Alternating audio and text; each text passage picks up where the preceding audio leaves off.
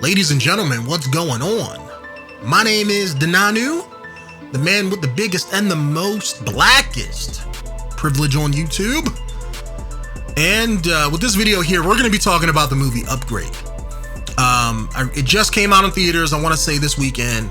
As I mentioned before in previous commentaries, this was right up my alley. I'm a huge sci-fi buff. That they made a kick-ass trailer.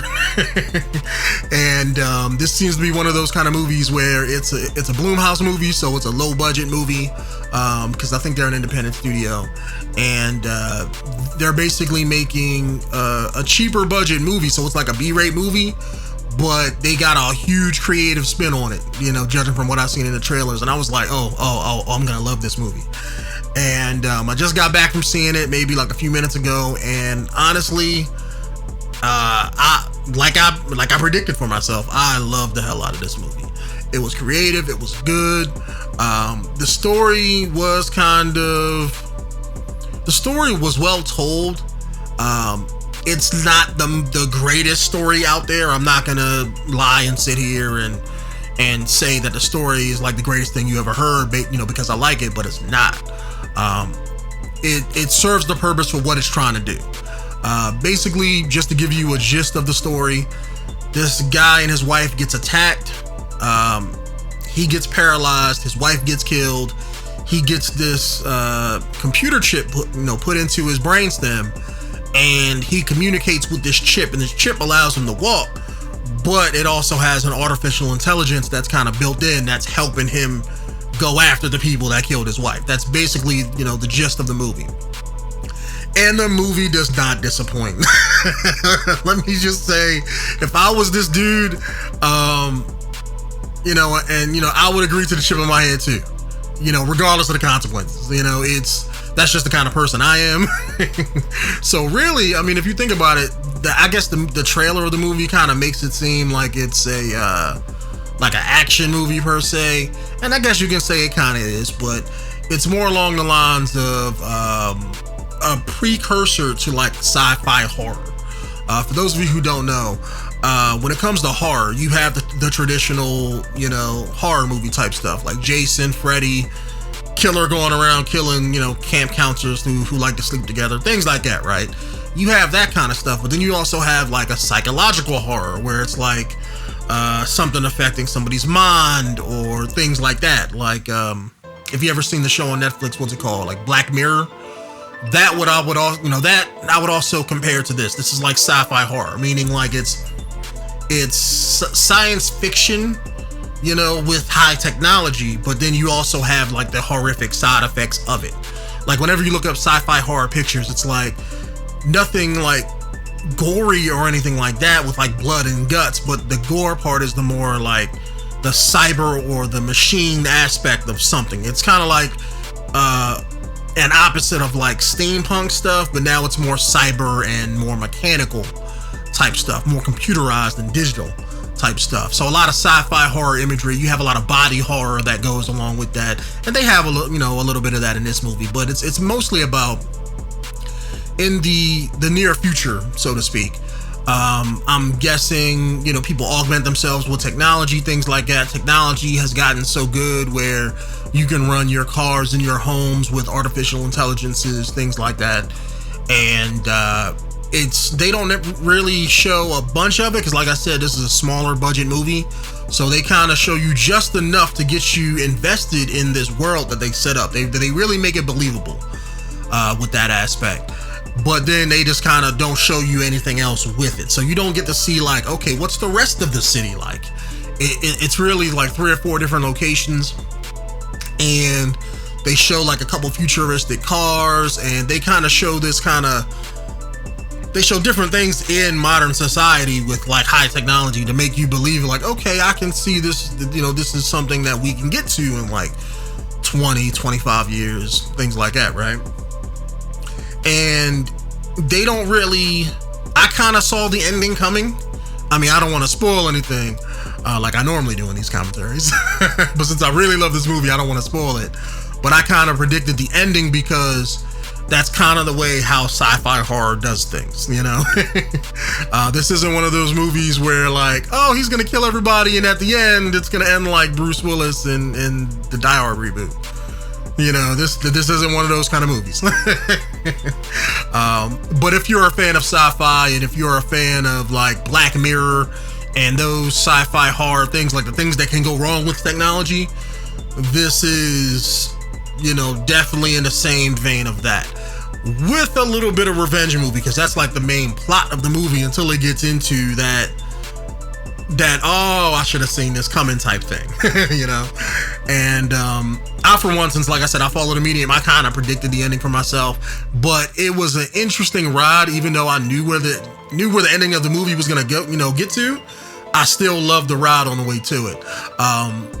As he's communicating with like the chip in his head, talking about things he wanted to get done, the chip was helping him out, you know, taking over control of his body type thing to help him hide evidence, or to help him Jason Bourne somebody in a hallway or something like that. I love that aspect of it.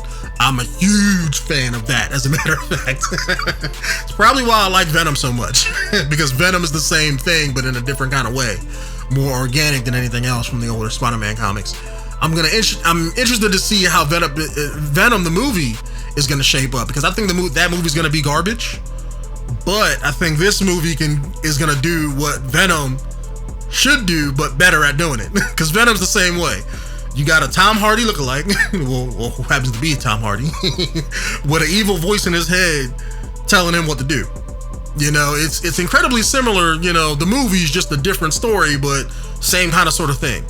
You know, in Venom, I'm pretty sure they're gonna have a scene where Eddie Brock doesn't want to do something, and Venom's gonna be like, oh no, but I'm inside your body, so we're gonna do this as a team, and it's gonna make him do something. And that's like the whole latter half of this movie. So it's definitely one of those things. Upgrade, like I said, it didn't surprise me, but it was incredibly good how deep the ideas got when it came to technology. So if you're a fan of that, or sci-fi, or weird quirky sci-fi stuff like Black Mirror, I would definitely check out this movie, and you're probably gonna enjoy it. I know when I was sitting in the theaters, the fight scenes had people rolling, like that's, you know, they were clapping and stuff based on certain things that were happening, you know, because it was funny during like the one scene in the trailer where he's in the kitchen and he's grabbing the plates and smashing the guy. It's funny because you see his reactions when he's doing it, and the whole movie, what's the guy's name? Logan Marshall Green, I think. The guy who everybody says looks like Tom Hardy. But he does. He looks just like Tom Hardy. Like, I swear to God, this guy could follow Tom Hardy around in every movie he plays in and be like, that one guy, you know, that one shot when you need somebody who looks just like your main actor, but you're not looking directly at his face. Like, like he could be Tom Hardy's looking like at parties and shit like that, and in those specific scenes. But he does a great job the entire movie of, like, once he gets the chip put in his head, like, well, let me say at the beginning of the movie, right? They show a couple scenes of him working on a car, him playing with his wife, things like that, right?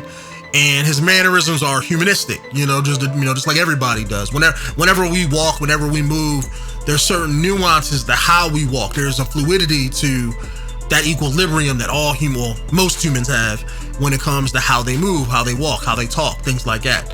But once he gets them put into his head and the chip is doing all the movements, ever since that point throughout the rest of the movie, every time he's moving, it's like he's, you know, because obviously it's not real, so he's acting. So he's acting with his body and not showing those fluidic movements that we would normally have. You know, like if you move your arm one way, there's like a certain fluidic grace to how you move. And if a machine was doing that, you can tell a machine that, but that's something you learn by experience. So when STEM, or whenever he's walking throughout the latter half of the movie or moving around, it's very robotic with his movements and with his gestures when he's moving his arm or when he's walking around. It's not like, when I mean he's moving around robotic, I don't want to say like, it's not that I'm trying to say that it looks stupid. It's not like he's dancing the robot the whole fucking movie. It's definitely not that, but it's those subtle movements that he makes it to where it makes it believable. Like, it's his brain is telling the chip what to do, but the chip is still doing it. It's not him. You know, like if you guys understand what I'm saying. So whenever he moves and whenever he's fighting in the movie, even when Stem isn't in control of what he's doing, he's still moving around and walking and talking and moving as if this chip was directing his movements, you know, even when Stem isn't, you know, actually doing it for him. So it makes it incredibly believable. And when you have those fight scenes like the one in the trailer in the kitchen, he's doing all of that while he's pretending to do a fight scene. And since Stem is in control and it's not him doing it, he's unprepared, or he's acting like he's unprepared for the reactions of what he's seeing. And he does that all throughout the movie. Like the fight scene in the kitchen, they had like a kind of a torture scene later where he's trying to get information from some guy. They had a couple other scenes later on in the movie where things happen, and he's like kind of like the passenger of his own body. And that's where I kind of guessed, where I was like, you know what, they're gonna end it like this. I kind of figured what it was gonna be. And the way he did it made that incredibly believable, because I don't know how you could fake act like somebody else is controlling your body, but he did it a damn good way. And you know, I was watching that throughout the whole movie. Every time he walked or would walk forward and turn, he would always like keep his head in one direction or turn his head, but walk straight and then turn his body. You know, because most people, when they walk and when they move, you don't walk in like squares and things like that. You kind of walk with curves and diagonals. When you're walking forward, and yeah, you can turn your head and still walk in one direction at the same time. But when you turn a corner, you know, so to speak, most people do it in a curve-like motion, where you turn your head and then your body follows suit a second after. This is more robotic. When he turns a corner, his head does a 90-degree turn, or maybe not 90 degrees, but maybe like you know, he turns and looks with his shoulder like he's looking at something, and then his body follows suit. So it makes it look like it's being robotic when it happens. So I love that throughout the whole movie. Killed it. Made that seem incredibly believable. You also had a lot of augmentations when it came to the people he fought in the movie. Like they had guns implanted in their arms, things like that. So you had a lot of, you know, a lot of sci-fi tropes that you would see in like movies like this, like in the 90s. Like if you ever watched like Johnny Mnemonic or those cyberpunk movies, I would say from like the late 80s and the 90s, you have a lot of similar, you know, stuff here. They don't kind of dive into it. I would love this. I don't know if this is made off of something or if they just kind of made this movie and it was just a movie. I hope it was a book, because I would read the hell out of a book like this. You know, it's kind of reminds me of if any of you guys have played Crisis 2, without diving into that too much, a soldier gets this I mean, I guess you can call it it was a nano machine engineered suit. They called it the nano suit in the game. He got put into one and then he died. You know, without explaining the whole plot of Crisis 2, Alcatraz, the soldier, died in the suit. Well, he died, you know, so to speak.